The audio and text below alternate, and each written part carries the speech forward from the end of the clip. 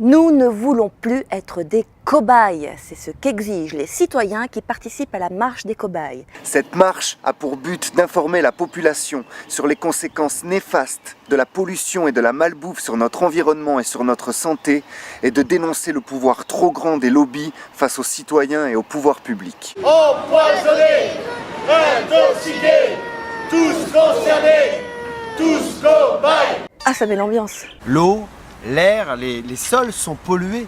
Les pesticides, les nanoparticules, les perturbateurs endocriniens qu'on retrouve dans nos aliments, nos médicaments, les murs de nos maisons, les jouets de nos enfants et même nos godemichés peuvent avoir des effets secondaires vraiment très graves, surtout les godemichés. Mais le problème, c'est que ces effets toxiques sur nous-mêmes et sur la nature sont encore très peu reconnus. Ceux et celles qui en sont victimes se retrouvent souvent pendant des mois, voire même des années, devant les tribunaux pour réclamer justice. Et en face d'eux se trouvent de telles machines de guerre que bien souvent, cela se finit en non-lieu et sans indemnité pour les malades.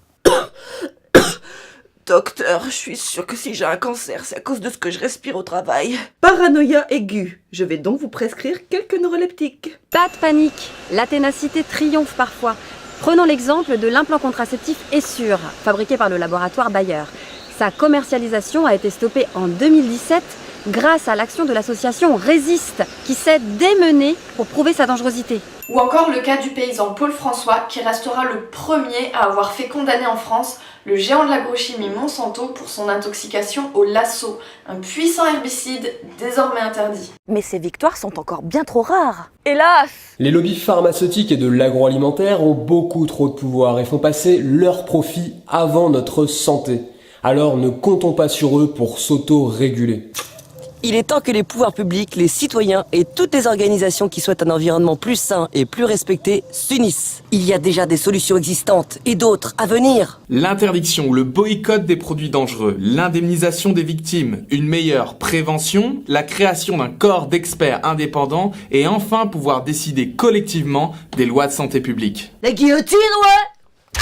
Ouh là là, mais chassez donc ces idées noires et cette violence de votre esprit. Il est plus que temps, il est plus que temps. Oh oui, il est plus que temps de nous relier à l'amour universel et de diffuser autour de nous l'énergie de notre cœur. Rassurez-vous, la Fédération des Forces a déjà commencé au sein de cette marche pour la justice et la santé. Cette marche a commencé le 1er mai à Fos-sur-Mer, alias Fosse Septique. Et oui, il faut le savoir, cette ville industrielle fait partie des endroits les plus pollués d'Europe.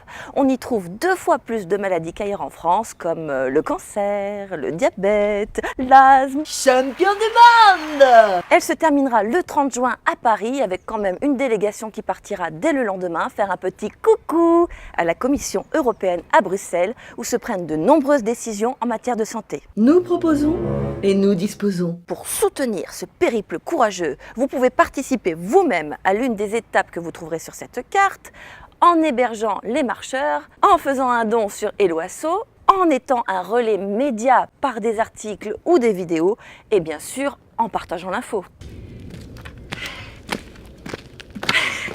Allez, il est temps de se mettre en marche maintenant. En mouvement. Mouvement. On a besoin de vous, on veut changer le monde. On a besoin de frondes, de graines et de cailloux. On a besoin de fous qui pensent que ça ne tourne pas rond. On a besoin d'amour pour tenir le coup.